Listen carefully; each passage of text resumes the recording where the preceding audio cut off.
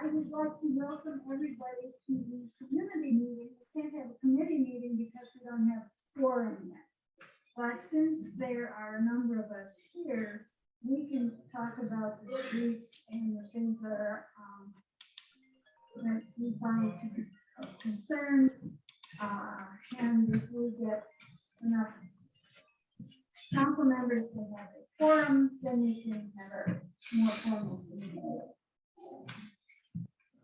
So, the potholes and the status of the streets and all has been a concern to a lot of us for a long time.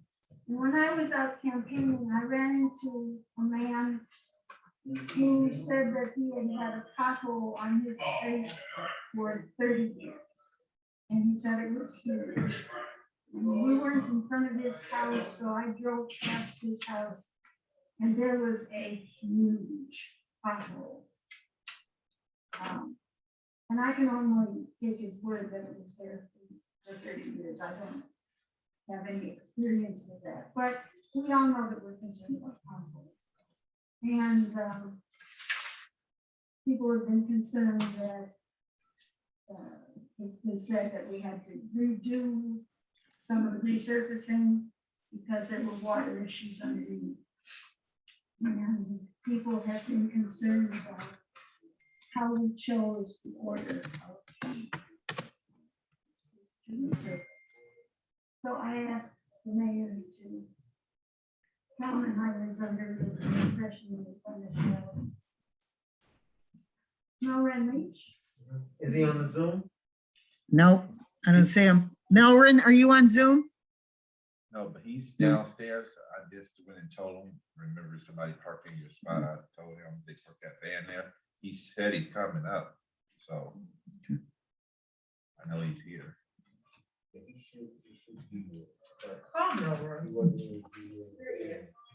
Yeah. Melvin is supposed to be coming. Yeah, he's coming now. Okay.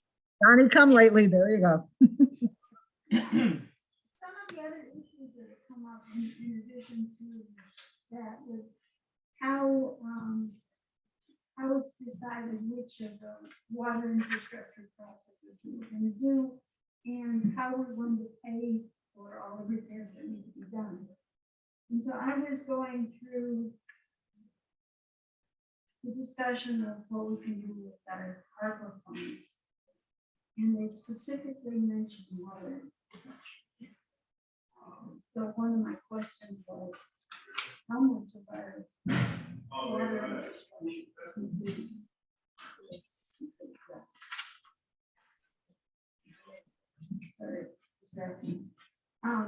with ARPA funds, and how much it would cost to take care of at least all of the worst areas, the orange areas on the water infrastructure now. And maybe the fair ones also. So the questions are, how do we decide which ones to do in order? Which ones do we, your estimation are the ones that we should do next? And how did they decide the map of the water infrastructure things? And which of the streets that need water infrastructure repair aren't currently in need of resurfacing? And what sources of funds do we have for all these things? So you can start with how we decide which streets we're going to resurface. I know you were addressing that question directly to me, but you're asking about the ARPA funds and the streets? Well, now, the first question is how we decide which streets we're going to do. And I thought you were the one who was here to address this agenda. Pamela? I mean, I could address that, but I didn't know I was here to address that. Oh, what did you consider he would address? I was here to address the action plan.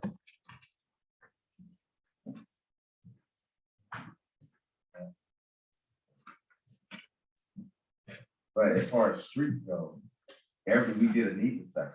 all councils had a copy of the lead assessment survey that was done by Havana. That lists all the streets. When it comes to ARPA funds, we have an engineer. Keisha Chambers is our engineer through OHM. There's a report that was done that dictated or said all the streets that what they are in their condition. We're looking at those streets and trying to leverage money to go before the mayor, and the mayor will present to the council for their approval. Okay, so since I wasn't on the council when you send out these assessment of the streets, perhaps you could send a copy of that. When That's was not a it problem. done? That was done a while ago. That was done last year, Last around year. this time when we used to. So about a year ago. So, is that online anywhere? No, it's not on that.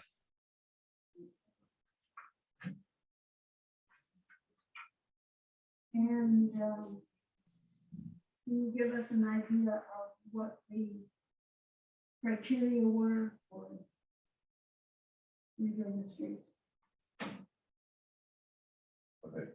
Every year, there's a needs assessment.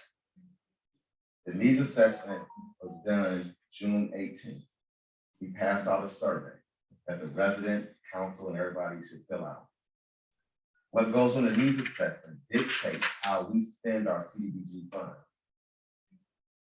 I have a copy of the needs assessments that was turned in this year, which is always normally low. So the needs assessment is not a professional assessment, it's a personal assessment. It's a. The needs assessment is what HUD dictates that we do each year. It's a mandate. Okay, what I'm trying to ascertain, and I just ask you, is the needs assessment is done by the citizens, it's not a professional assessment. Let me jump in. So we're not going around and around. As a director of community government building, can you simply go over how street resurfacing is done here in the city? Where the money comes from? Now, first, we're starting out with how we decide. So if you get an understanding of where the money comes from and then how it's spent, it would help you understand. I think that some of these questions here you would see aren't necessarily needed once you understand how street resurfacing is done. And I think that might be a sticking point. Well, it seems to me that we have two issues. One is, does HUD tell us how to use the money? And if so, we have to use HUD money that way. The other question, Let's go though, over the needs assessment. the other question, though, is can we find money to do the things that in a more professional assessment might be considered to be more severe? Do you understand the distinction? Counselor, it's your meeting. I'm gonna let you run it. I was just trying to save some time. Well, I think what this is pointing to is that there are two different conditions, two different questions that we're asking. One is, what does HUD let us do with HUD money? And what do we think needs to be done? And is there other money to do things that HUD might not allow us to do? All of that can be answered in a consolidated plan. I brought you a copy of the consolidated plan. I would love a copy of the consolidated plan.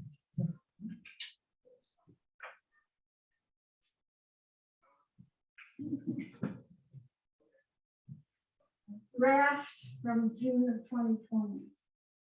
Do we have an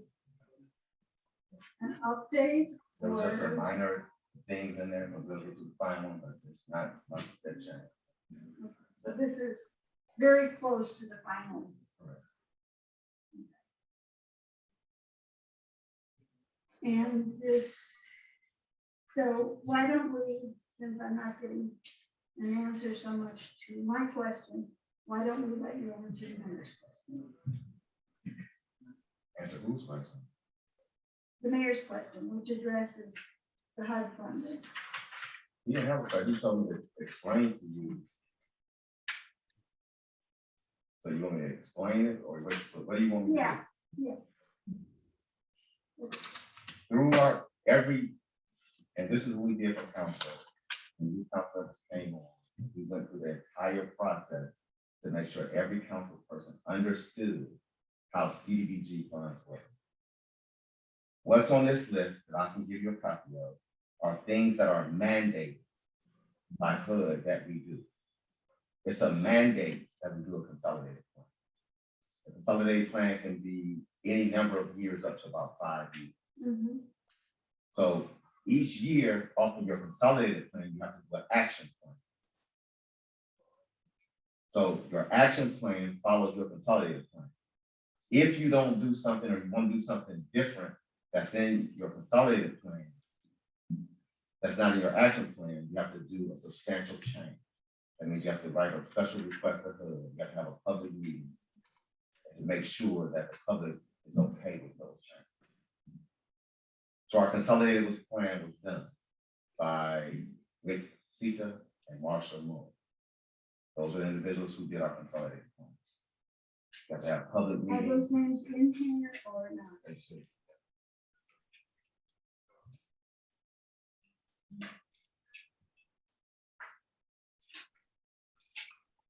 Why didn't you go see those?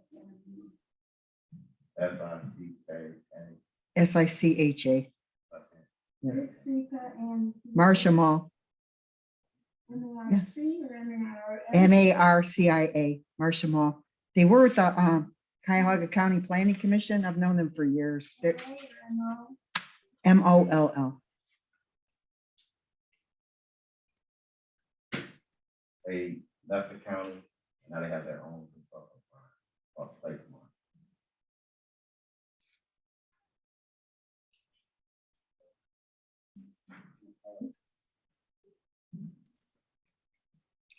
So with us following the steps, so the consolidated plan is done, so we were doing our And the action. steps to determine that were.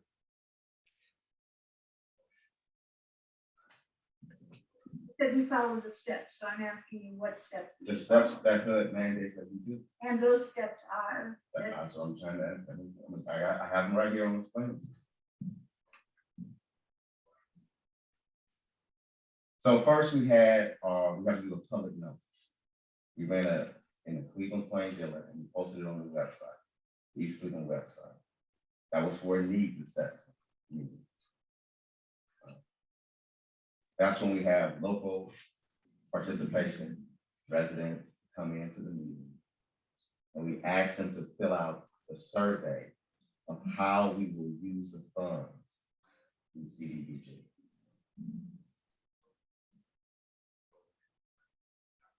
The run date was June 18th. We had the meeting July 14th. The public meeting is to identify the overall needs, priority needs, and the city objectives to discuss and solicit input. We talked about COVID, and we talked about everything related to CDBG. July 30th was the deadline set for us to get responses back. So people have to turn in the needs assessment. The needs assessment is how we determine the budget. This is how we're moving for this year. So community development staff review and compile the priorities and comments. After that, we set the budget. The budget then goes back to the general public for them to look at the budget that we have. After that budget is set, and if the council, after the meeting is set, we have a public meeting. The next public meeting is going to be February 9th at 5:30. That's for the public to say whether they like the budget, the action plan budget, or they don't like the action plan. After the action plan budget, It's a Wednesday. 5:30. The run date is this Friday. And I have for you what's gonna be placed in the plain building. It's gonna be placed on the website. 30 days after we place our first notice, which would be February 24th, we wait 30 days. We have to wait for the public comment. After that, then we can give the budget to council for their. And after the public. So let's see if I understand this correctly. If you have, by chance, if it turns out that we have 20 people who live on 134th Street, come in and complain about 134th Street, and by chance, nobody from Farmington Road comes in and complains, then our plan will say that we have to fix 134th Street. Is that correct?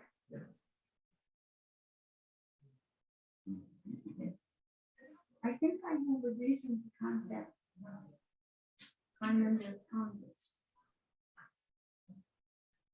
And I'm not saying that people on hypothetically chosen 134th Street aren't important. But I'm saying that if I, on Farmington, happen to miss this public notice and not make any comment, that the issues on my street are still important.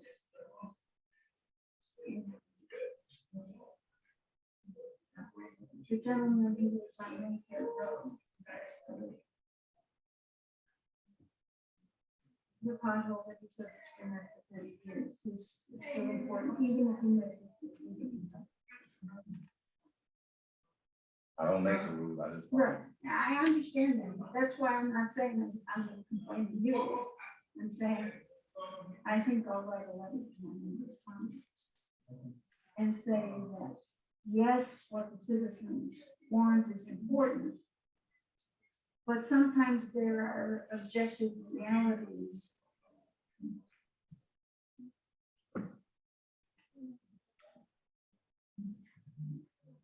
that don't relate to the.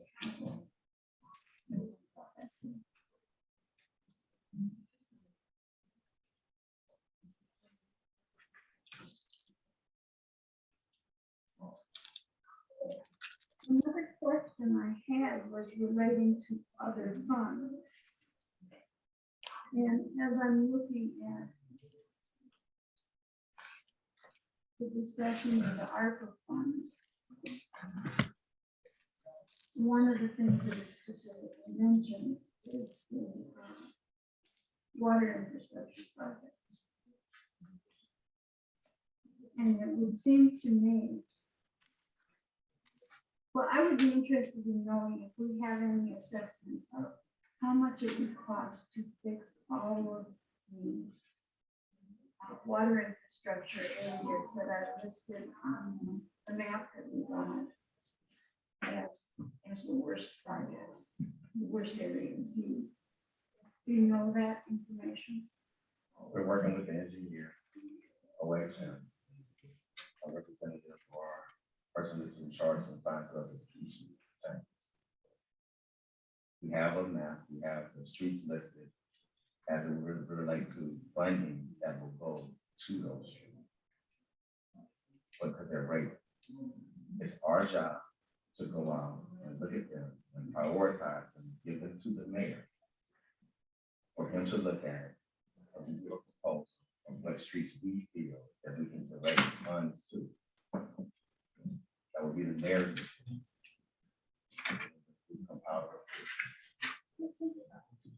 So, as I said, my question is, do we have any idea, even ballpark, of how much it would cost?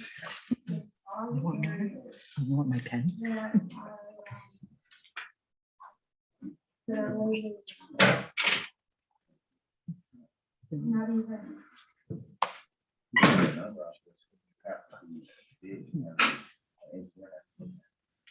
right, but sometimes we have an idea of what that ballpark would be, and sometimes we have no idea. There was a report that 14, 26 million. 26 million to do the streets or to do the water? Streets. Does that include the water infrastructure? That is resurfaced streets. That is over 8 years old, more than likely it's outdated. Just to give you a base, on what you think about. Okay. So that's a useful ballpark to have, in spite of the fact that it's already been much higher. But one of the things that the city has been accused of, and I don't have any personal opinion as to whether this is accurate or not. One of the things that the city has been accused of is resurfacing the streets without paying attention to whether there's going to be new water infrastructure repairs that will impair the streets. So, and just so that we're clear on that, city, the administration has not been accused of that. So what happened last year, came to council for legislation to do the water at Euclid and Chapman before they closed up the road. They would not approve it. In fact, the council at that time would not even hear it. That's why all that legislation had been lingering in council for months. So the administration has never been accused of that. That is something that happened there, and after they fixed it, maybe a week or two later, water did break, messing up that street at Chapman and Euclid. Now, if you think back, right, we did Euclid. We rushed around through OHM to redo the water line, which is why we knew that that needed done before we put the top coat on, right? And we had in front of the shopping plaza done, and I know y'all remember that, because we had a lot of people calling because they had that section torn up for over a month. So the administration has been on top of that, thanks to the relationship, the contract we have with our engineers for OHM. So just so that we're clear Very on that. pleased that that issue was dealt with. However, that does not take away the fact that people who have spoken to me have felt, and as I said, I'm not talking about the accuracy. You know, I mean, there are a bunch of issues. One is the citizens feel this way, and the other is the reality of the situation. And they may be exactly the same, and they may be very different. But there have been people who have been concerned about getting the water taken care of before we do the other. Which is why my- Just for the sake of conversation, what are one of these streets that they talked about? Just give me one. Euclid Avenue. You know, I'm not talking about the accuracy. I'm saying that citizens have felt that. And I'm just asking you what street are they Right. talking And about? You said Euclid there Avenue? have been others.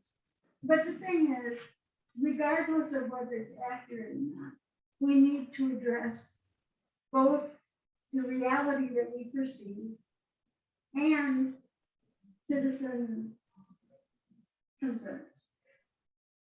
For the citizens' concerns, I have documented proof that I have tried to work with Cleveland Water and tell them the streets that we're doing each year. So if there isn't a chance that there's a water issue that they need to address while the street is open, if there's a water issue that they have knew about or didn't know about, the streets are there, I let them know our streets were doing anything.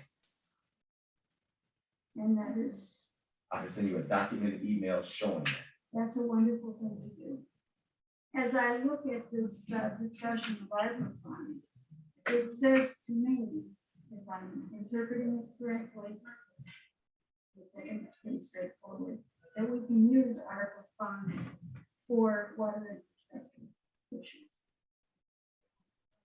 And one of the reasons I wanted to have you here is to discuss the specific issue of the water infrastructure plans, which I think needs to be dealt with on a fairly urgent basis. So just so you understand, my role is my budget is CDBG. Everything else that's directed to ARPA, I'm directed on what to do. I have no control over ARPA. And Your question should be addressed to the mayor's administration as it relates to ARPA. and that's why when this was sent out, it was sent to the mayor's office, and he would like the administration to address this. So, yes, you are part of addressing these questions. But I think we could say that the mayor's office is also otherwise able to or not able to, or being questioned about how we can deal with this. So for ARPA funds as it relates to streets, I have been directed to work with our engineer, Keisha Chambers, of Collection, to devise a plan, give the mayor a strategy of how we feel that the funds can be used. That we'll get that plan to the mayor, and then the mayor will work with council. Okay, so how can we make sure that the water infrastructure issues are addressed? So as I said before, there's a report that's done in the county that rates the streets. They're already gonna put water, they're already gonna put funds into those streets. We are proposing, the mayor, looking at what they're going to do, how ARPA funds can be leveraged. If the water department is already gonna do work, we shouldn't use our money to do the work to fix the water line. Right. We should use our money to resurface after the work is done. Well, the question is, the thing I'm trying to ascertain is what funding, and I would appreciate it. if you could comment. Ms. King, you are in my meeting now, please put your hands on. We're 6 feet apart, 6 feet away from everyone. I can't. The on-time variant is highly contagious. Per the CDC guidelines, I am the guy.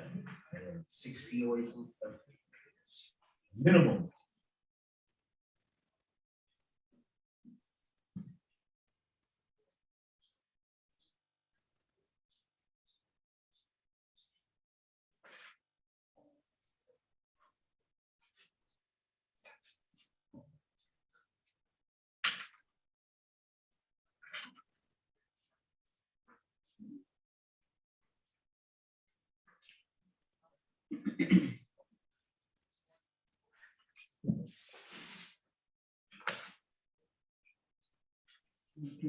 Continue.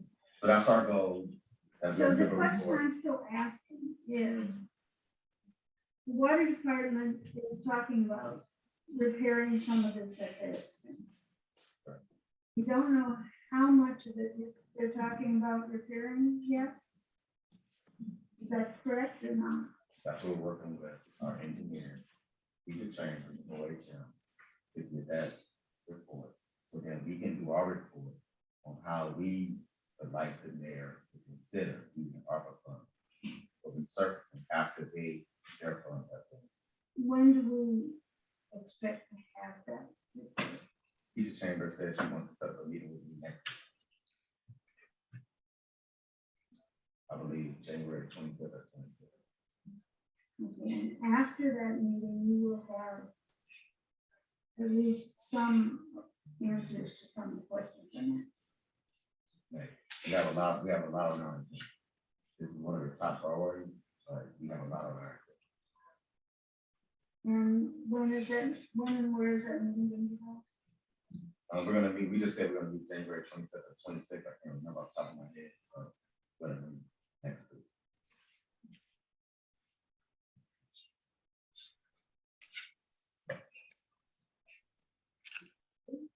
Okay. I'll speak with Keisha and listen.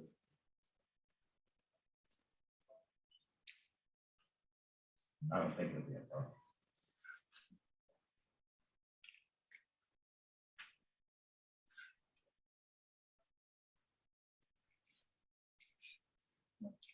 So onward to, um, what do we know at this point in time about plans for this?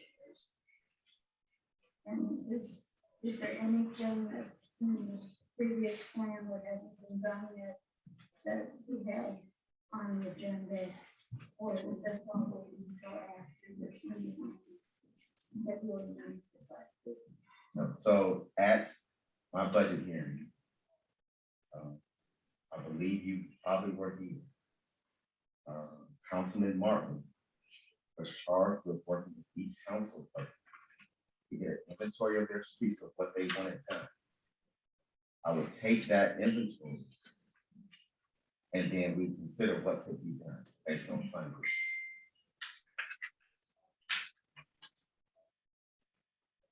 And when did you meet your council? Martin, I met with council during my budget meeting, and when was that? and the budget hearing was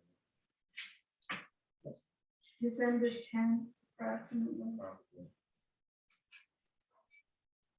for Councilman Martin, that he would give with each council member to get an inventory of the streets in their ward to be considered.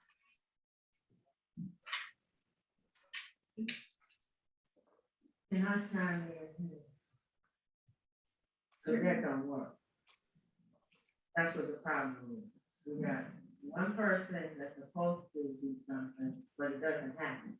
And that's what's been happening over the years, and that's why these streets are backed up to 1981. Some streets have not been surfaced since then. And so what happens is whoever goes to speak on our behalf ends up getting their streets done, nobody else's streets get done. So that doesn't really work, and I think that's the problem, is that we need a better system of determining what streets get done. If I can respond to that, is that's not been the procedure. That was done this time to make sure that every voice was heard. But if you, Not gonna work. Didn't work last time. It hasn't worked since I've been here. And that's what we're told. And so we do that, and then, or we add the streets to the list, and then the streets just sit on the list, and other streets are put, those streets that really need to be done, are pushed out the way. Just to have it done like a year. And then, who favors streets, not just the council, that's the. And I think that. That's all. And that's the way we ended up with the gentleman who told me that he had a party on the street. so I would like to say, this is Dr.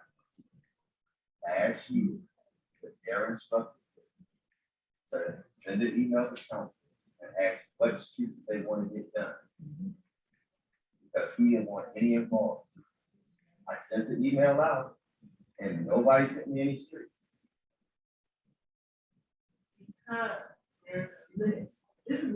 This is what I, there's a list. And if you want to get those streets done, you have to put them on the list. And then what happens is they go down, they're supposed to go down the list in the order that is needed, but that does not happen. So this whole thing that we have for keeping the streets is not working. We have all these streets on the list, the streets that added to the list, there's streets that looked over, there's streets that weren't on the list, there's streets that we can't put on the list, of the income of the people in the area. There's all of these variables that are coming into play. And the streets that really need to be done aren't getting done As I said, from where I'm sitting. the only CDBG is not the only source that can do streets. Streets can be done out of the general fund, other money. As it relates to doing streets out of CDBG, the needs assessment should be complete. The needs assessment should dictate or say what streets you want done. That's how the procedure goes. If that procedure doesn't happen, then we look at the streets that we look at we have the funds for that the council approves and select the streets that way. But I sent the email. Council approved that are not, in my opinion, priority. But we have streets that you can literally put your hand in a hole and we count it very quick. And they're on the, they've been on the list, and they're not. But what And list are we there's talking also, about? I've never seen, there's also, You've never seen a list of streets? not a list that, I seen a list of streets that amounted to money that we did not have the funds to do. There's several, but I've seen several lists of talking. I've seen that list that you're talking about, and I've seen the list with no money on it, where you're supposed to add, this is what I was told. You're supposed to add the streets to this list. So I've seen more than one list. Here's the problem, and I keep saying, it, this process is not working, So I'm here to tell you the process. but it's not working, is what I'm saying. Here's the needs assessment. This Why do is, we keep doing things that are not working? this is a sample of the needs assessment, the report that was done. This tells us what streets that the people, the residents say they want done. If, and I say it, and I put it in writing, you have to complete the needs assessment. This is what HUD dictates to us, how we're supposed to move forward. okay, we have two sources of funds that you mentioned. I'm told that there was a grant applied for, and that was from the state. So that's the third source of funds. Is there anybody else who would like fund this? Besides, general fund and grant from state. Have ODOT, there's a number of different sources, but my over is gonna proceed.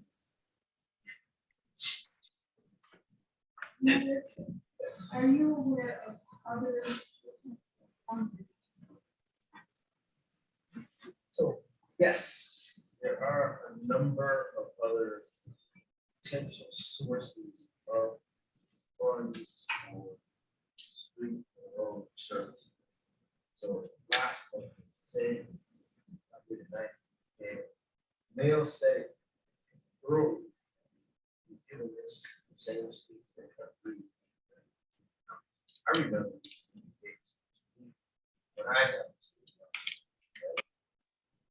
CDBG is where the city gets its money for road service, or gets its money for road service, that it can then dictate or have some kind of say so as to what streets are done. That's not my CDBG, question.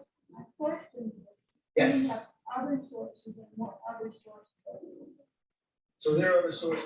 We have Department of Transportation, right?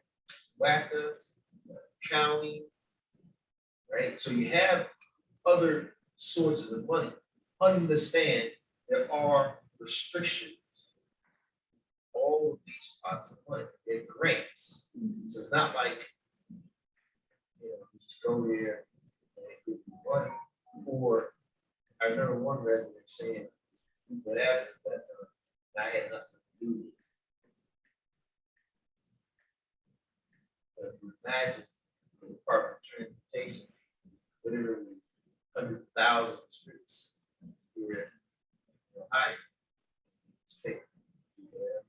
No, right? I had to solicit, request, I'm not take asking. negotiation. I'm asking for other sources. Because There are other sources, but I don't want you to think that these other sources are just here, you get the street, you get that street. Looking at the county, I'm not asking. okay, so yes, there are other places, where criteria, things you have to follow to get that. Each grant has its own specific criteria, and having written some grants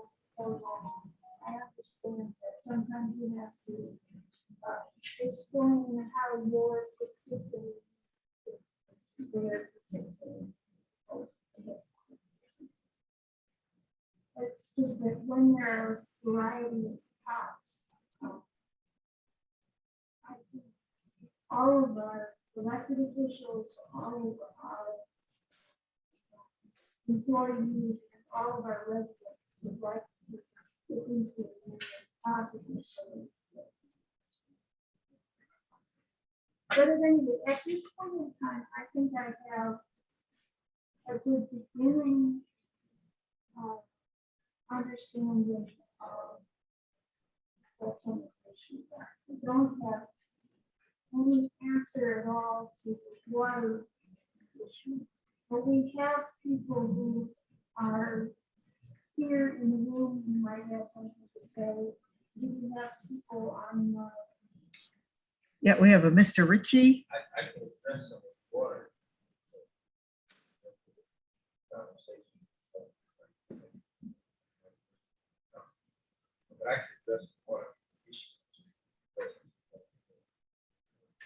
I would like to hear. So without having the ARPA document in front of me, the document and the funds from ARPA would be geared towards new infrastructure, replacing lead pipes or something where the water is not attended. So you would think what happened in Detroit, that's what that is, not just to replace a pipe that's old. Right now, Elran was correct. We would not spend general fund or ARPA funds on that because Cleveland Water does an assessment. The assessment that's out is really, really old at this point. Maybe we won't know that the city had actually fallen on grace with Cleveland Water. When I took office, we had old Cleveland Water, old former engineers that we used, because money was managed, and there were two streets in particular that Cleveland Water had approved. Orinoco and Savannah. And those two streets are now going to come back in front of city council because I have a good relationship with Cleveland Water. I don't pay the plan. We squared away the engineers. And we pay Cleveland Water all the money we own now. What Cleveland Water does, do an assessment of their pipes, right? They will front load the work. They'll tell you what it costs to fix water, right? And they'll front load that money so that you can do it. Savannah and Orinoco are coming back, right?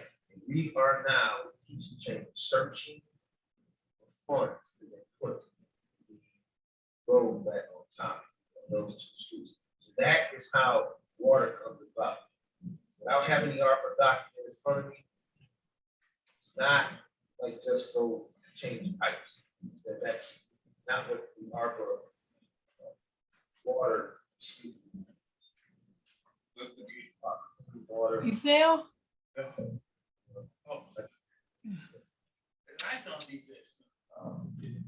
Those streets are out. Those are the two streets that were part of what got messed up in the former.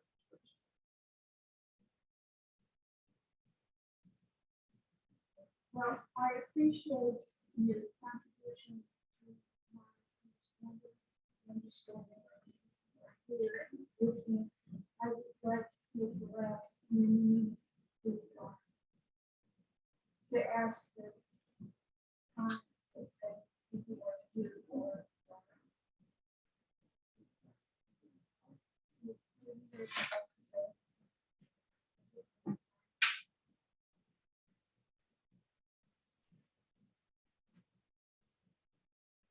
Not really.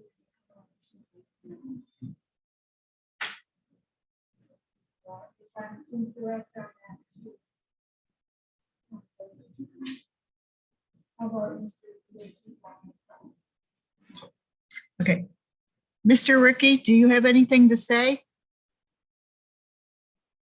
We're opening it up for public comments or just to chit chat. Anybody on Zoom? Mr. Ricky, go ahead. Yes, I'm here. Well, I appreciate the fact that a lot of questions are being asked as far as the procedure is concerned. Unfortunately, the sound quality of what's happening and what I'm receiving has been relatively poor, and it's hard to make out everything that's being said. But I appreciate the discussion. I think that's really good. I would suggest in the future that there's a sound check before the meeting starts to see if everybody can hear things clearly, because I don't know if the position of the microphones are in the right place or what, but it makes it very difficult to hear. Is that the case with others? I don't know if Trina is experiencing the same thing. Yeah, she is. Okay, I see her nodding. So that's been a problem. I think it's important that we understand how the process has been working up to this point and try to appreciate that. But from there, it's important that we ask the appropriate questions. But it's important too to realize that certain funding is not available in certain areas, such as in the Forest Hill area, because of the income level. So we don't have accessibility to the CDBG funds up here. So it's important that the roads are taken care of.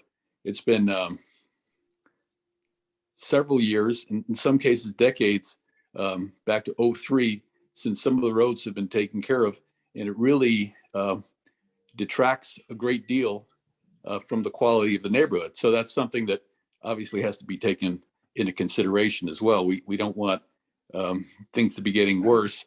We understand that there's great needs elsewhere in the city as well, but it's a matter of properly distributing the funds and coming up with a system that is really going to be fair and equitable, but it's going to really deal with the needs that are in place. So, but it's important to understand the system as it is before we move forward. Thank you very much, Mr. Ritchie. I appreciate your attempt. I also found it difficult to use. I'm so sorry, I can't really make out a lot of the quality. The quality of the sound is very poor, and I can't understand a lot of what is being said. I'm just kind of trying to figure out, filling between the lines as far as what is actually being said. So I can't respond fully because I can't hear completely all that's being said. Counselor Bahoviak was thanking you. We're using a new a camera, as you see, that you can see us on. The unfortunate part is due to the code that we're spacing and with the masks, it's a little bit hard to hear. So we have to keep reminding people in here in the auditorium to keep to speak louder. We're going Yes. to try that. They're going to have to come to the camera a little bit, I think, in the future to speak and make their comments.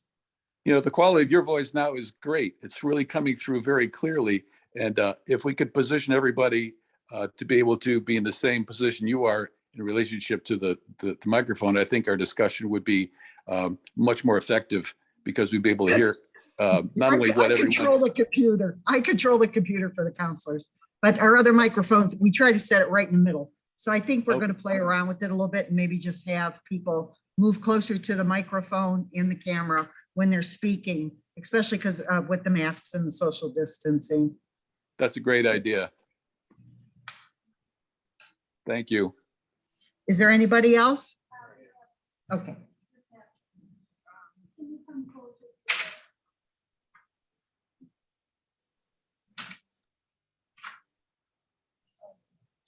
I'm trying to understand about the streets that need to be done. Am I understanding right that each council person for their wards, they are the ones that's supposed to assess the streets that need to be done? That's one part of it, but we also are going to have this meeting on February 9th at 5:30. And I am assuming, so I didn't hear this correct, definitely, that there will be a comment period before or after that, for people who can't make that meeting. The needs assessment was done already. What I gave you is a copy of what the needs assessment results were. That's in the packet right there. Meeting on the 9th is to go over the budget that we're proposing based on the needs assessment that we received. So we will all need to look at the budget that was developed for the needs assessment and see how much of what we want to get done can be done on that budget. Yes, most of the budget has already been approved, and we're looking at maybe using funds for 2023. Next year, if these streets, because council's already approved streets that didn't get done this year because it got too late in the season. So we have to put that off until the spring. Just for curiosity's sake, was Mayfair Road included on No, that? As I have been saying, there's a gentleman who told me that his potholes have been present. you can't use CDBG funds for potholes. If you look at the status of the street, you might understand that that's kind of an understatement. I'm just making sure it's clear that you understand that CDBG funds can't be used for potholes.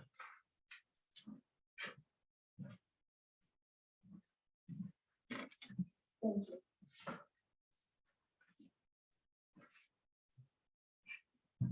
The council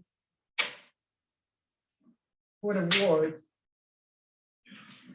if they aren't reaching out to the residents about their streets, acknowledging to the residents that we need assessment of the streets, why aren't the council members in their ward approaching the residents to have this done?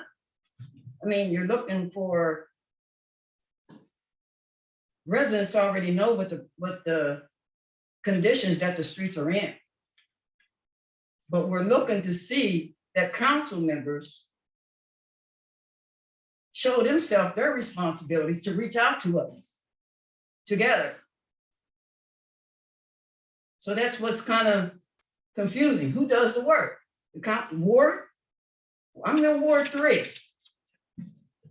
And if these are the issues, which I'm learning every day, if these are the issues, then why isn't emails or flyers or something sent in the mail to let us know what's going on, to have this?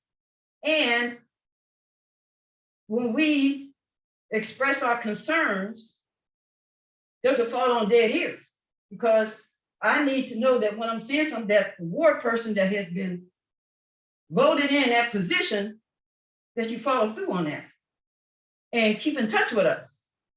So who's at fault here if these streets don't get done? If the person of their ward is not making a list of it, just like I did in my city for the streets and the trees and stuff. I walked the streets of what I wanted to have done and prioritized that and turned it in. So what are the council people doing And who did you turn to a it relationship with? into? And who did you turn it into? Just to- Where did I turn it into? Yeah. Is that necessary? Well, I just turned it into the city. yeah, see, that doesn't help me understand what's going with the process, because it's very different if you turn it into Mr. Beach, or if you turn it into Councilor Stevenson, or if you turn it into me, or if you turn it into the mayor. And so I guess my suggestion for the future, as I try to be responsive to you, is to try to turn into as many of the responsible people as you possibly can. So if you're turning in concerns about your area, I am counselor at large, and I was not when this process went through, but you can always turn to me. Counselor Martin is counselor at large. He's responsible for the ward also. Counselor Smith is responsible. And in a different way, the mayor is responsible. The mayor's office is responsible. Okay. So if you turn it into one person and that person gets sick, loses it, you send it by email or it gets lost in cyberspace, whatever. if you turn it into multiple people, you increase the chance that it's going to be done. If you turn it into housing, why do you have to turn it into multiple people? And that's pretty much, Housing is the department that does it. that's where the assessment comes out of. And in my ward, what I do is I take that assessment and I go door to door and put it in people's mailbox. And then some of them bring it back and drop it in my mailbox, some of them don't, but I put it out. So, and then that's how the streets that are listed are supposed to be picked, but they don't ever seem to get picked. So is that a requirement for all of the members to do that, or you just that's your personal agenda that you want? Well, that's that the out only there. way the information is gonna get to you all, Right, is if I take, when this assessment comes out, I get one and I copy a bunch of them and I put them in the street, put them in wherever I can put them. So that people can access them and then they fill them out and they come back and drop them in my mailbox. That's what I do. Because there's no mailing mechanism that comes out of CDBG for them to just go out. There's no mechanism for that to happen. So as the council person, I've taken it upon myself to do it, but it's not really my job to do it either. oh, So, well, maybe that's why it's still broken then, so everybody can get. and on that's board what and I do keep something like saying that. is that this process, there's a lot of holes in this process. And things are falling through the cracks because everybody, I think, is unsure about what's supposed to happen or what needs to happen. And it's a difficult process. I understand when it's released. But it's just as difficult for you to understand it. If you don't get this survey in, your street might not get it. If I don't get the survey to you, you don't know nothing about the survey. So there's a lot of things that need to go on that aren't happening. Okay, well, I appreciate that. Bill clear. A lot of work to do, of course. But we do need these streets done and working together. And, you know, we do have this pandemic out here. There's not a lot of people in here. Maybe some are on Zoom. As a resident for over 25 years and stuff, liking getting into the process of everything, learning everything. And I hope that the people that are on the council, that you educate yourself, the charter and different things to do. Just don't get a job and then don't do anything. Because you need to know as much information that you can to pass it on to us and make it logical enough, make it sensible enough that when we are here, that we're learning to understand this and to work our power, our knowledge to get this together. Because that's the only way it's going to work. One of the The only way things it's going to work. that I discussed at the end of Education. the last meeting was the number of committees, commissions, and boards that the city charter says that we have. And in my understanding, we don't have most of those now.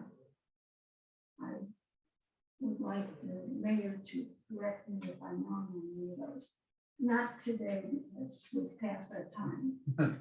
But I have been reading the charter, and some of it I've gone through 2 and 3 times at this point in time. And it says we're supposed to have a citizens advisory commission and a historic preservation board, and there's a long list of things that we're supposed to have Yeah. that will help us get input from the residents. And I think the better that we get that system working, the easier it will be for us to have the input that we need. May I say one more thing? Certainly. Is that Mr. Ricky was correct on that.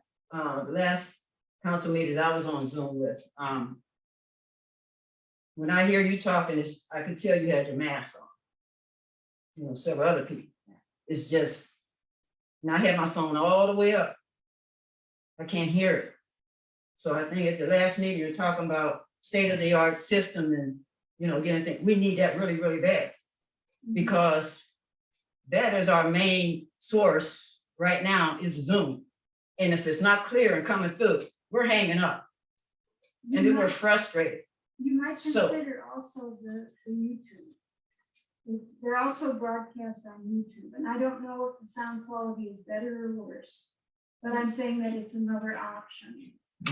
We just need to see it and clear. I don't do you can see me or anything. I'm just listening. And listening is whether you can see it or not. You can see, but if you can't hear it right, what's this, you know? Yeah. So hopefully we'll get the system in here so we can understand that. And then the people can see and hear real clearly. And then we can start making some things happen and we're not in here. It'll be better. So that's the communication that's getting harder of trying to hear what's going on and everything. And I heard the mayor pretty good. I heard Mr. Martin pretty good, you know, and I hear you off and on. But it was sad, I almost hung up. I Maybe almost if you hung up. get a microphone, Something. because of the mask, you can't hear very well. And if you had a microphone, that'd be better. That's what the discussion was. I hope so. Yeah, I do too. I hope you pass it or whatever you need to do. We need to get up with the 21st century and get this together. Well, that was the mayor that explained that the technology for the room has been, we have a grant for that. So that we should have regardless of whether we approve anything else or not.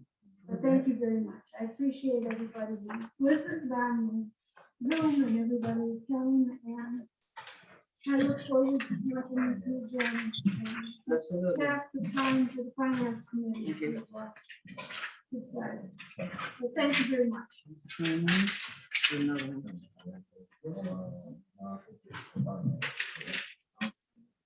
Thank you, everyone. Hey, Mr. Ricky. Thank you. Okay, we're going to go into the finance committee meeting now. Chairwoman Corinne Stevenson is here.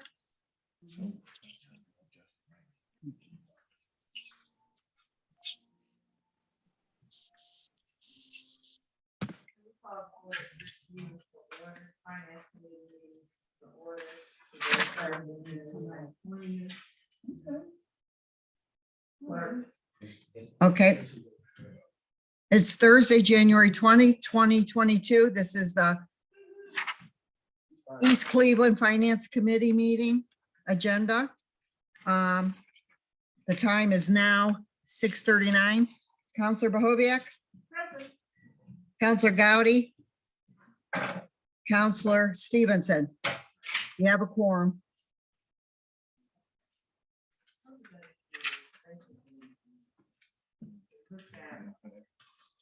Things that, and I don't know,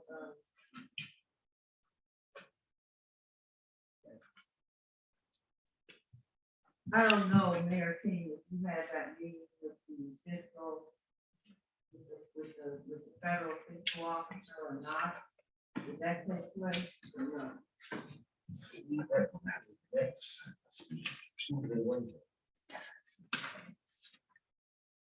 Next Tuesday, I believe, I can register.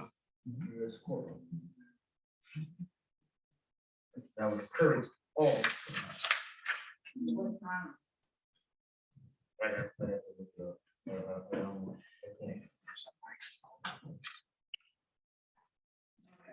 Well, anyway, what I would like to do is, hope that the 50% reduction that's an allowable cost for the safety forces, I believe, I would like to hope that that comes to pass. And in light of that, what I did was I looked at the safety forces, when we had our budget hearing, I looked at the safety forces budget. And the budget that they currently have in the fire department is kind of a travesty. Fire people they're our first line of defense if there's a fire anywhere. And so they need to be paid, in my opinion, accordingly. I don't have enough to do that. They are not getting paid what they need to be paid, so we can't keep firefighters. This is a training ground pretty much for the fire department. And so, I'm proposing that we take their current budget. I'm only asking for like 200,000 additional dollars. I'm proposing that we take their current budget and realign the funding. Okay, and bring the current count in the fire department to 45 full-time people. Now, in order to do that, we've got to give some people some raises, and we've got to take into consideration this 50%. If the 50% is allowed, then that would save us in a year, $1.3 million that could be put back for policing or for safety, in this case, for the fire department, for future year spending. And we should not spend that money. It should just sit there. The current situation we have in the fire department is that our fire people are making $25,000 in their first year. So we can't keep any people here. They're gonna come here, they're gonna get the training, they're gonna leave. In order for us to keep some people here, we need to increase the salaries based on what's in front of you. The first year firefighters will make 40,000. Second year firefighters would make 43,000. Third year, they go to 46, and by the time they reach the fourth year, they would be at 50. Now, in order for us to achieve this, there can be no more overtime. Bringing our count up to 45 full-time employees will eliminate the overtime completely. And if we eliminate the overtime completely, then we have enough money to carry the fire department into the 21st century and out of the 19th century. Because, I mean, they can pretty much go to McDonald's to make that kind of money. If they're making, and the job is dangerous. The job is dangerous. The job has a high cancer risk that the state of Ohio is having difficulty paying for. They don't want to pay these people. So you've got a lot of things going on that need to be addressed in the fire department. I have some information for the police department, but I haven't been able to get as much information as I would need to do a workup to review the expenditures of their budget also.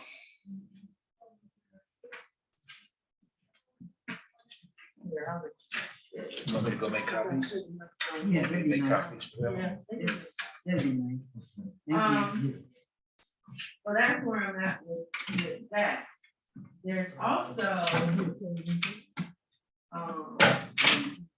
situation with the ARPA funding where the council wanted to set aside $250,000 so that we could do programming in our community, in our wards, in each of our wards in the city. The $250,000 would give each council person $50,000. That $50,000 could be used for things that are needed. For example, periodically, we need people just to pick the paper up. You know, I get calls all the time about the trash. The trash is really heavy on Belvoir, Lynn, they're having to sit about the trash. Terrace Road is always full of trash. So things like that would enable the council members to be able to assist and hopefully employ some people in the city to address these kinds of issues. Picking up the paper, making sure, I've even looked at programs where, and I don't know if they're having problems in the school system here, but there are programs that will help facilitate the process of getting the kids to school and getting them back home. And in some instances, we have spots where there are no crossing guards and the traffic is heavy. And we need to be able to put those kinds of things in place. So based on that council person's intuition, if they see they need in their community, they will be able to spend those funds on that money.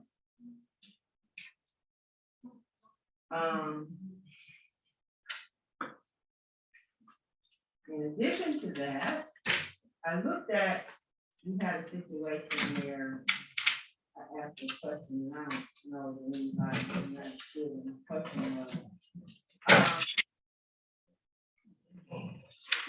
But there's the state laws that we need to abide by when it comes to financial food. If Eric King knows what that law is, you probably know that. Is that the one you sent out by email? This, no, I didn't say anything. But this basically is an overview of what our responsibilities are and what we need to do when we're looking at those financial things. That's what we need to take so that we can be accurate and make sure that we know.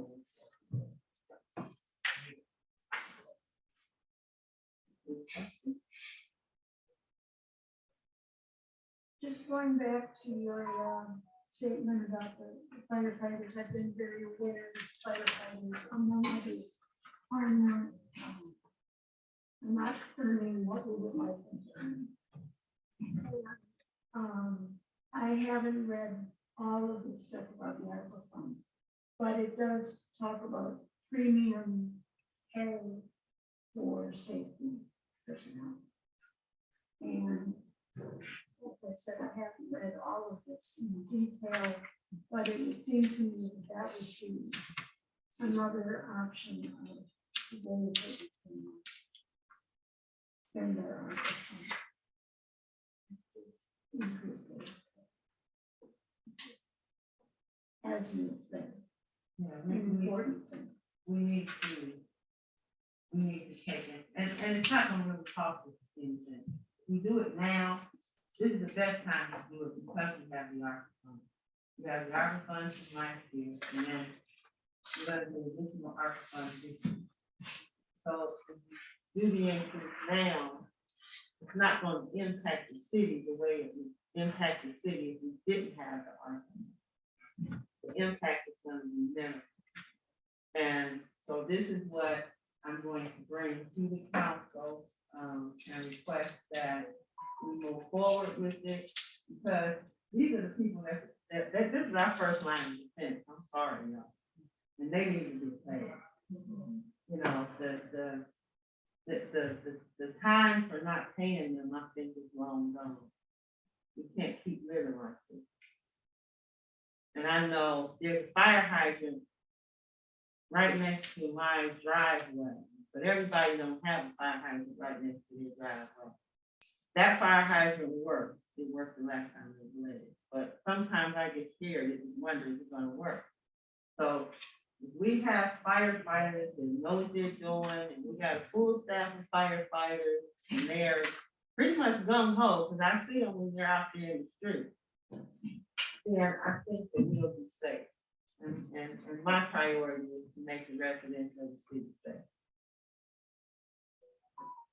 I am concerned though that about doing away with overtime, because, I mean, it seems to me that one can make every attempt to limit it, but if they're out in the middle of a fire and their shift ends, they can't just say, okay, I'm gonna go home. My time is up.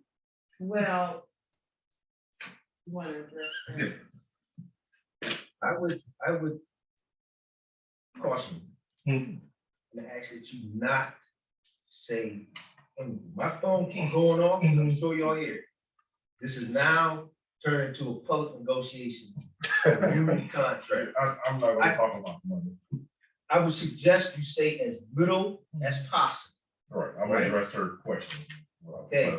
Because law is on the call, and I'm sitting right here. So to address your question that you're asking as far as overtime with being on a job, you're right. Overtime is something that everybody knows in business, got nothing to do with negotiations. It's just something that will never go away completely. Like you said, it can be managed. And the key to managing it, of course, is when we have more. Yes, if there's a call, it happens now. If somebody's on an EMS call, you're full arrest at 7 o'clock, they're not gonna be done until, at 8 o'clock around, they're gonna be done until after 9. So of course, they get that hour, 2 hours overtime period. And then, and so the whole point of what Stevenson is trying to accomplish for us is just to try to see if we can get more people. And that's the key. The mayor's aware of it. Everybody's aware of it. We just need more people. And that's why I was looking at this other possible source of funding. Because we all agree that you deserve more. Thank you. Yes, we do. Yes, we do. Thank you. Did that answer your question? Are there any other questions or concerns? The mayor has a. Oh.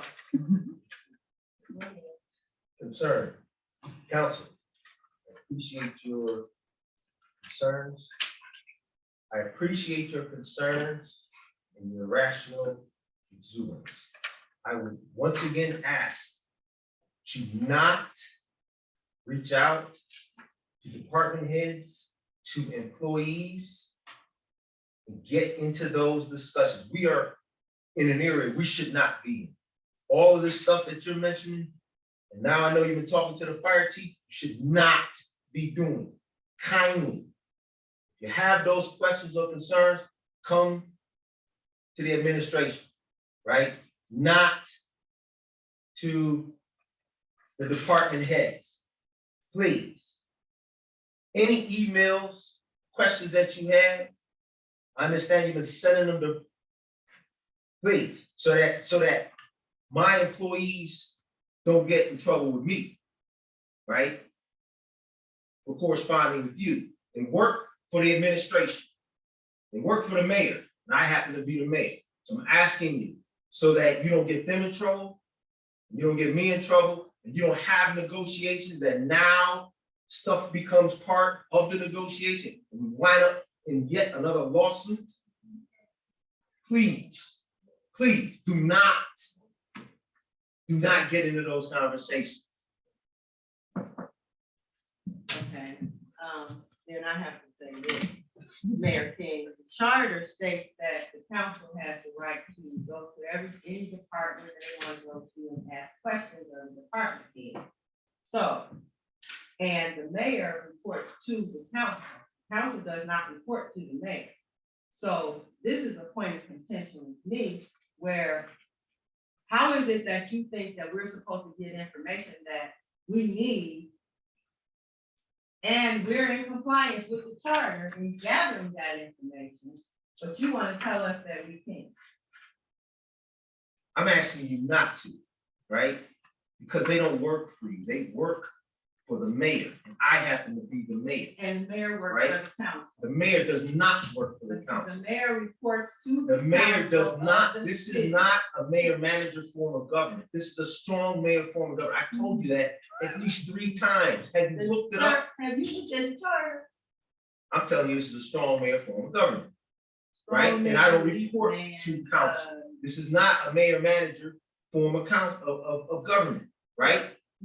I would ask again that you read the ARPA. I'm listening to you, and I can tell that you still have not read it, or maybe you don't understand it. If you have questions, please make an appointment with my EA, come up to my office, and we will explain what the ARPA language is saying and what you can and can't do with the ARPA funds. I believe I read the ARPA and I believe I comprehended, but that's not the issue. The issue is that you don't want the council to speak to any of your staff, and that's the issue that needs to be addressed. And I'm not gonna argue the point here. That's fine. I'm asking you not to, because What lot is of the times- harm? What is the harm in council doing their job? We are a separate branch of government, and we have a job do to you do. know what council's job is? Tell me, tell me what know, council's job is. our job is to legislate appropriately. Okay, And that's not what to I'm go doing. around questioning If I and think- negotiating if a I think contract, that's I'm not not what we do. negotiating this contract. I don't know anything about a contract negotiation. And maybe I should. Why do you think my phone keep blowing up? Well, maybe I should know about contract negotiation and we wouldn't be having this conversation if the council was kept informed of what's going on in the city. It's very simple. If we're in contract negotiations, and I did see that there's 8 contracts that are outstanding that have not been negotiated in several years. If the council is informed of that and kept abreast of what is going on in those negotiations, we don't have a need for this conversation. Councilwoman Stevens, the fire contract, the fire relationship with the city is so complex, it goes back 4 or 5 mayors, right? The relationship is crazy. You would have to come I'm up not and talking sit down. about a relationship. Well, the relationship has everything to do with I'm why talking about the information. contract has not been negotiated. Information, but we don't even have that information. I read that, but it's never been told to us that the union representation is such that the council should be informed. We've never been informed about any of that. I'm not understanding what it is you want to be informed about. What do you think? Well, you're saying that this I'm the finance committee chair. Right. So what you're saying is that my review of the finances have some impact on your ability to negotiate a contract. What I'm saying is, as the finance chair and as a member of council, you look at the finance, right? The department heads come in, hey, you know, this is the department. Here's what you have, line items, the money you have. Will this do it? No, okay, well, talk to the finance department, hey, this is what we have for this department. Okay, fine. But to go out and negotiate raises, No, I'm not negotiating. that's what that is. You That's should not have a come to me. Well, if Before you, you even and I created think we're this. saying the same thing.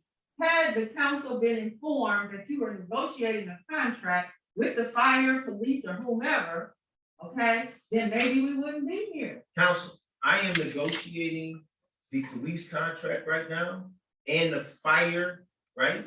Thereafter, I think we meet with the fire next week.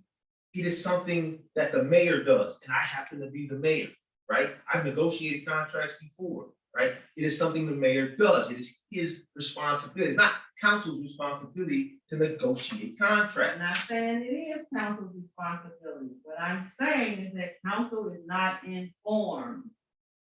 And I think there's a difference between the council making suggestions and the council doing negotiations. I think if the council has suggestions, I think the council should feel free to express those suggestions. I think the police union understands that we aren't doing the negotiation. I think they're smart enough to know that. I give them credit for that. I If think, I'm reading this correctly, it says budget adjustment. It doesn't say recommendations or what we're thinking about. It's almost as if, has this it been was passed by the negoti- council? Is there any resolution? No. right, but Have we that's put what, it forward as a resolution? No. No. it seems like you Has would it have, been brought before the full council? No. This is a suggestion from an individual council member, which I think we can use as something to go from or not. And yes, probably or not, because you don't have all of the information. right. Right, which is- Mayor, they can't. Mayor, A more And full because conversation. we Willa. don't have all of the information, this is illegal. They Yes. cannot be involved at this point in negotiations. That's black letter law. They come to vote on a contract or not. But when it's in negotiations, that is confidential. I have no idea what she was saying, except that She said it's illegal. She said, while there are negotiations, you cannot discuss any of this. It is illegal. It's confidential. And it's confidential information. Please, please. For this. That's black letter law. want to talk to one of the departments, you want to understand this stuff, please make an appointment with my office. And I'll bring you in, I'll bring the finance in, and I'll bring the head of that department, and we can have conversation. Please, not go to the directors and negotiate contracts. We're You may- not you may not think you're negotiating negotiating, anything. you may not think that you are, but by the time, right, it becomes an issue, it's too late. Will was telling you it's already too late. You can negotiate. At the end of negotiations, a contract will be put before council, and that, at that point, council votes on it to accept the contract. That's when it's appropriate for council to get involved. Okay. Just please, keep that in mind. Look up strongly informed government. Sir, we have a chart. Oh, Look up strongly informed government.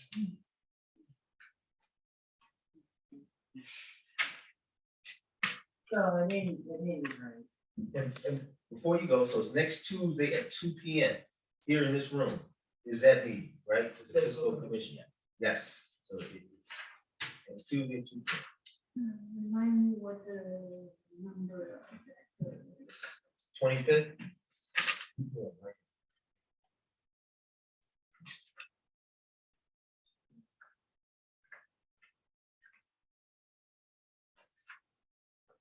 And this is the meeting. 25th.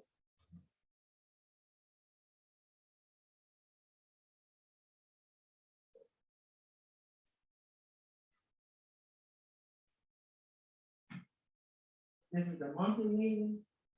This is the monthly meeting in which they will accept our forecast and not reduce our spending to the 85%, which they did last year, because we had not, through legislation, passed the 5-year forecast. And just because I see the residents looking at me, I had completed it and submitted to council last year. Council did not pass it in time. And per fiscal recovery, we were out of compliance, and the fiscal commission had no choice but to reduce our spending to 85%. And a number of services during that time period were lackluster because of that. But we passed it. So next Tuesday, we'll look at it, thumbs up, keep moving the city forward. So, but that's not the meeting that I was inquiring about. I was inquiring about the meeting with the program officer from the U.S. Department of Treasury. I'm not sure about this meeting. Is this a regular scheduled meeting or? The meeting that was supposed to occur in January, that was pushed back because the program officer was not available. I'm sorry, Councilman, I'm not sure. Okay. Is there any more detail you can give me on that? Well, I have an email from you agreeing to put the meeting back. That was with the fiscal commission, because that one was pushed back a couple times.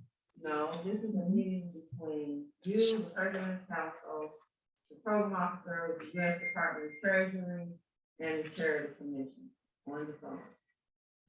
Okay, so that was not the U.S. Treasury, that was the Ohio Office of Budget Management, and we had 2 meetings with them already. We had one first week, we had one last week, and then I think we had one the week before, so we've had 2 Zoom meetings with the Ohio Office of Budget and Management and the fiscal supervisor and the chairwoman. So we've had those. And that was to help us clarify some things as it related to the 5-year forecast, which we did. We brought down the council, and thankfully you guys passed it last. No, that's not the meeting.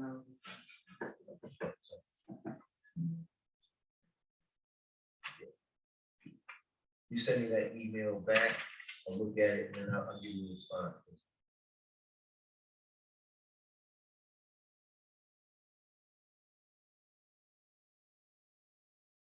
And so in the meeting that you had, what was the outcome? The council doesn't know.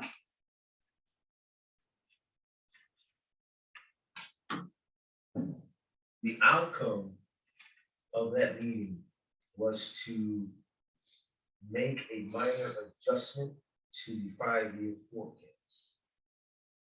And Charles, I believe, made that minor adjustment, and it was passed last week. Now, when we meet next Tuesday, if they want any more adjustments, they'll let us know, but we did get it passed.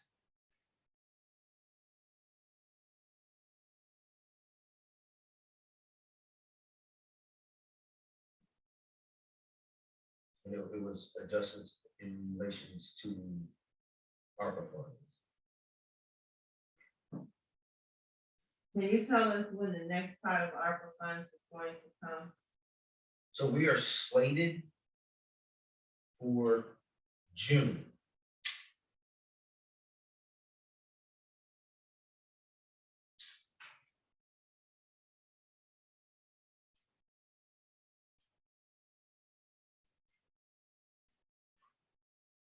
And do you have some idea of what you're planning to request to use those funds for?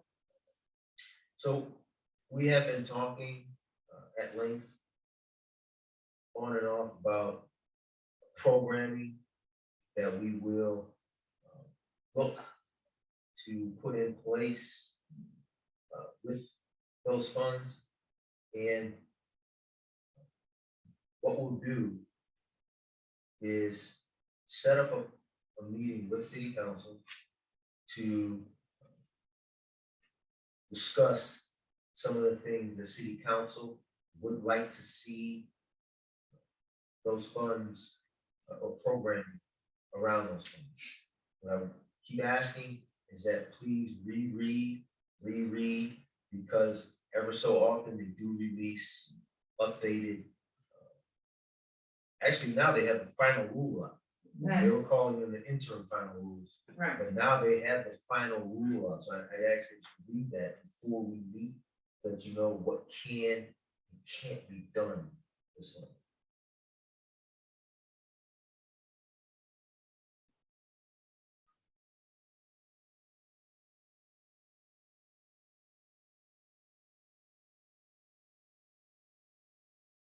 Do you have any idea when? Or maybe I should ask Belinda when you need to. With the council. Are we gonna wait till June or are we gonna start meeting now? Tell you what I'd like, since you guys have brought back the general review, the general review is 6:30, right? So if we met at 5:30 that Thursday, going into the general review, just to, kind of talk ARPA and things we'd like to see. Which Thursday?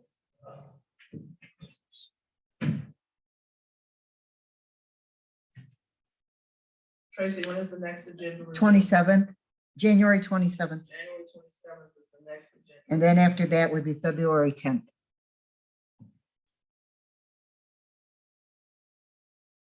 It's council's pleasure. We'll send it out, both those dates, and we'll see what, I'll look at your calendar. look at my calendar, we'll send out both those dates. January 27th.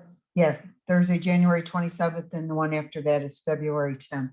So that Tracy, way, I'll look at the mayor's calendar. okay, you get it to me and I'll get the consensus from the rest of council.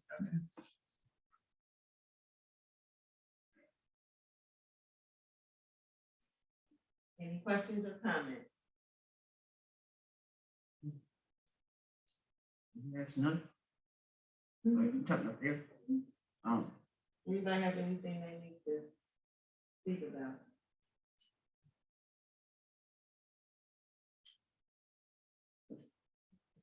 Again, I'm in the learning process of how the government works. Coming to both of these meetings, and I expected that all the council people would be here. How does that Where are they? Well, committees How does only- that work? Committees only, each committee has 3 people assigned. And, committees meet once a month, unless there's something,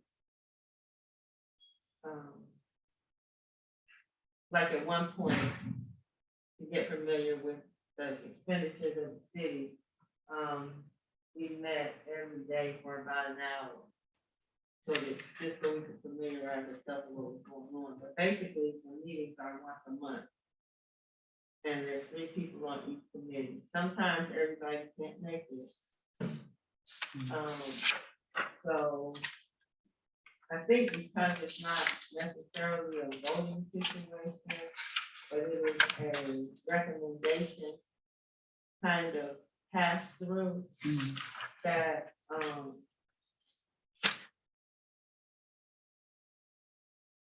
for me, it's a place where things don't fall in the hole. You know, if I see something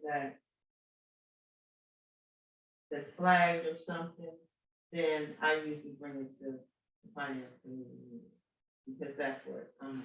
But you've experienced Patricia's meeting, she's learning, so she's asking a lot of questions, and that's basically what you have to do.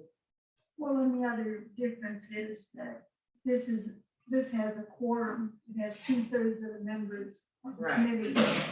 And my meeting had 1/3, so there was no quorum. So it was just talking. Conversation. It's a little different when it's an official committee meeting. Okay, because that's what I'm learning tonight, because I'm constantly going to, I'm so used to everybody being up there. So now we're learning, you know, how you're breaking it down and why it is the way that it is, so we can understand a little more clearly. You know, so I just wondered where everybody was. Now I know. Interesting, I'll say. If there's nothing else.